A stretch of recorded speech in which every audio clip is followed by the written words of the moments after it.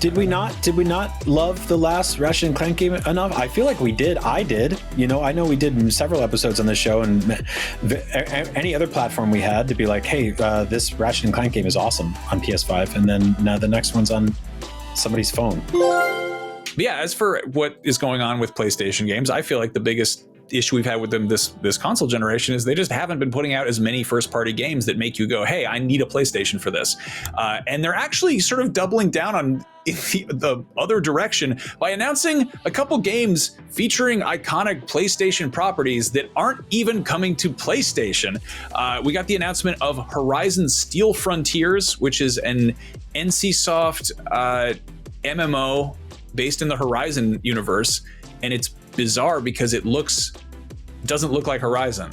Like, it looks like a totally sort of different aesthetic. Like, you know, the robot dinosaurs are there. Everyone's got the hair and the funny clothes and all that. But like, aesthetically, like, their faces are different. Like, and you're gonna be able to create your own. Yeah, it's got a custom character creator. So I think right off the bat, people are like, I'm gonna, you know, make whatever I want. They showed some examples. They did say that they are, you know, in talks about potentially bringing this to PS5. But it is baffling to me that this franchise is only however many years old. You know, it's so far it's like 2 games, a VR game and a Lego game, which is an interesting run, right, for a new-ish franchise, less than a decade old, and it's already getting like a multiplayer only PC and mobile spin-off. Well, we've been hearing about Horizon Online for ages. We've been hearing rumors about that, and I feel like this isn't it. No. They said that apparently that's still in the works at Guerrilla. So like, you're going to get a multiplayer thing that Guerrilla's doing. I don't know if that's specifically going to be attached to Horizon 3 single player campaign, but I'm not a big businessman or anything, but that seems sort of counterintuitive. I mean, I guess to put out a PC version of a thing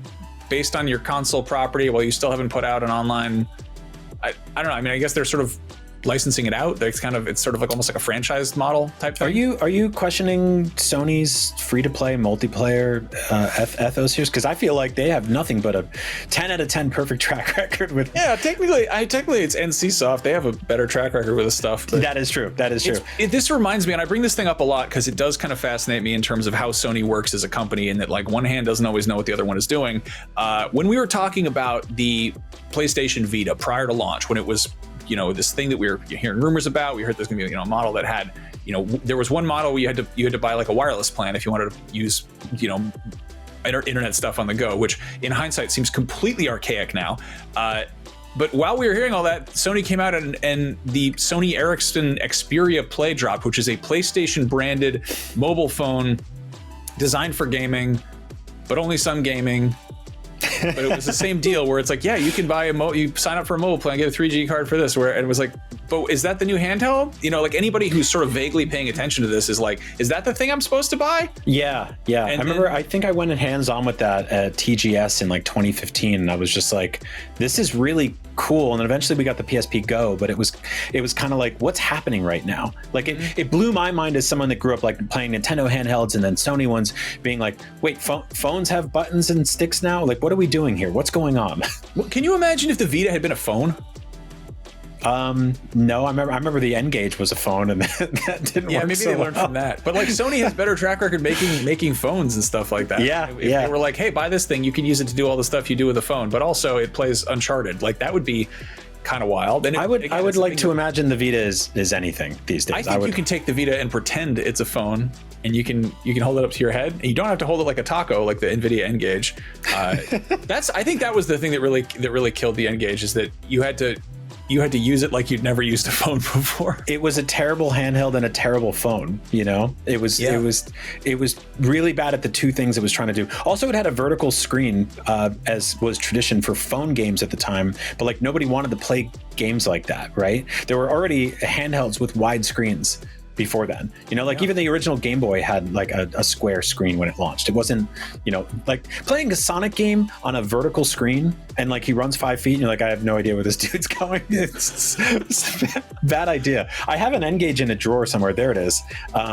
that I think I took from one of the old IGN offices, or just ended up on my desk, and I just have it sitting there now. And it's every now and then I'll look like I go clean up my studio and I'll pull out this thing and I'm like, who thought this was a good idea? And it's like, well, Nokia did, right? But and they never really made a dent in the console space or the handheld space. We were talking about all the different sort of entry points. There's been that rumor for a really long time about Sony making a handheld too. So I love that. I feel like they looked at the apparently the sales on the PS Portal have been like really strong, and which is pretty surprising to me. I think a not insignificant amount of those people brought that thing home and they're like, where do you put the game? And then they realized, oh man. And then they maybe either brought it back or they said, okay, fine, I'll do remote play and cloud gaming and stuff like that. But I think a lot of people knew what they were getting, and it's a cool device.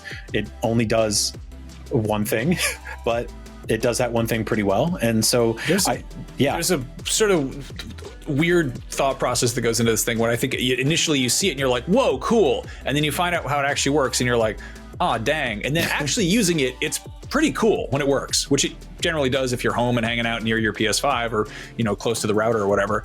If you're on like a train tethering to your phone, probably not so hot, but yeah. I'll take this thing, in my bedroom and play like a few rounds of Ball Pit or whatever before bed and just be like, I think I played the bulk of Ball Pit on there, just being like, this is a good zone out. This is a good second screen experience, that kind of thing. Yeah. And again, I don't know how many people, I'm curious how this thing sells during the holidays. Like, it's on sale a bit. And it's, at this point, I think given the choice, like the PS5 is great. The PS5 Pro hasn't really demonstrated a purpose, like it's a PS5 Pro, but like we haven't seen any games coming out being like, here's why you need this thing.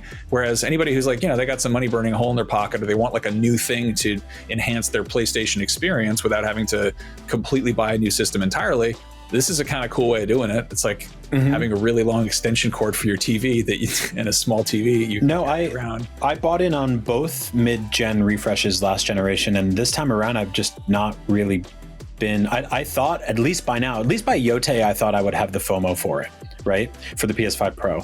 And it just hasn't really happened yet. And I think the price increases kind of took the wind out of the sails a little bit there. But also like it's just nothing has really screamed at me like, you absolutely need this. And that's a bummer, because I'm like, I'm totally the market for something like this, right? Like I want my games to look as good as possible on consoles and PC and stuff like that. So like it's a bummer that there hasn't been that thing that has made me go, I really need a PS5 Pro just yet. I am interested in what that conversion rate's looking like for the average player. Maybe GTA 6 will be the thing. We'll see, but maybe they'll do 2 more price increases by then, and I'll just be like, I'm fine with the one I bought in 2020. So before we move on, the other game that's coming out is we're getting a new Ratchet and Clank game on mobile. Don't know why. Okay. We're getting Ratchet and Clank Ranger Rumble, which is I think free-to-play. Hold on, I have the wrong link here. No, that was a good guess. Yeah, it's you just make up buzzwords, it'll fit. It's a mobile like arena action game. And check in daily to unlock iconic looks at some of your favorite blah blah blah, and limited microtransactions may impact. Oh wait, hold on. You can experience the humor, action, and energy of the iconic universe in a bold new anywhere I go format. I don't know where you go, so I can't speak to that. At home or on the road? Yeah, don't do it while driving. That legally we should warn against that. But that's going up for, I guess, pre-register now. Like they're going to do kind of an early test kind of thing. Okay. But I don't know, man. It's on iOS and it's on Android. Maybe they'll put it on PlayStation, but I don't know. I just liked it when PlayStation made PlayStation games, as we're in such a weird timeline where they're like, great news.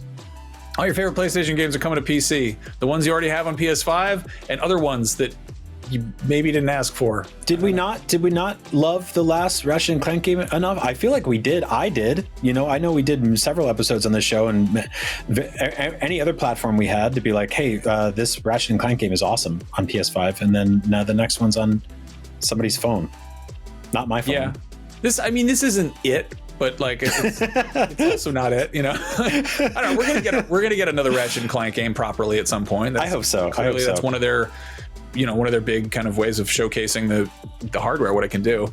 And Yeah, man, I don't know. It just kind of bums me out that it also was announced so anticlimactically. Like, I feel like if it had been rolled into a state of play, I'd be a little bit more forgiving. But the fact that it was just sort of like a trailer that dropped and it was like a press release, like, hey, Ranger Rumble's here. I was like, were you not cool enough to go with the other announcements that were not even that exciting? I don't know. It's a weird time. Weird time to be a PlayStation player. So. Hey, thanks for watching this clip from Beyond, IGN's weekly PlayStation show. You can find the full episode over on youtube.com/IGN Games. And don't forget, new episodes of Beyond drop every Wednesday on IGN.com, the IGN Games YouTube, and all your favorite podcast platforms. Thanks again for watching, and as always, Beyond.